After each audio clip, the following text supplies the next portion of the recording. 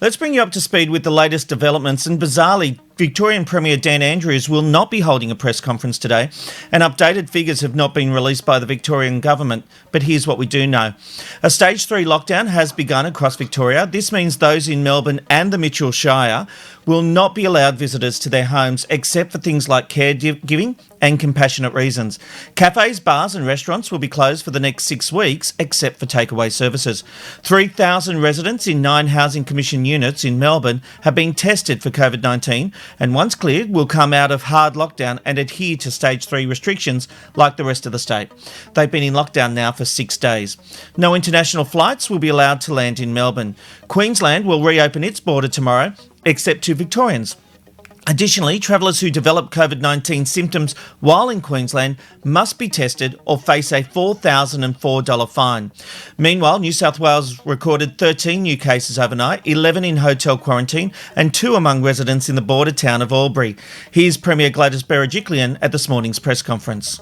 We're in the process of doing is what we call mopping up potential seeding. So we know that for some time, obviously community transmission has been high in Melbourne. And so what we are very alert to, especially given the number of people on those border communities coming back and forth, that we want to make sure that we're flushing out any potential seeding that occurred prior to that spike in cases becoming evident, to ensure that there's no trace of that level of community transmission, particularly in those border communities.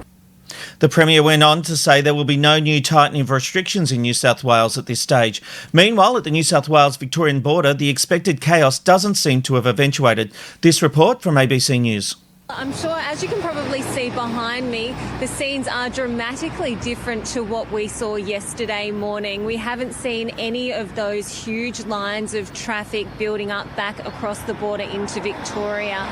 At the moment, there's only a handful of cars and they're being passed through quite quickly.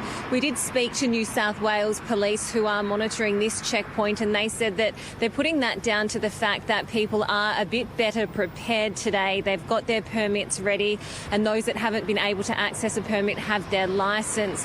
They say despite it being quite quiet here at the moment, the volume of traffic that has passed through this checkpoint at the moment has doubled on yesterday. And yesterday, during that peak hour period, they checked more than 3,000 cars.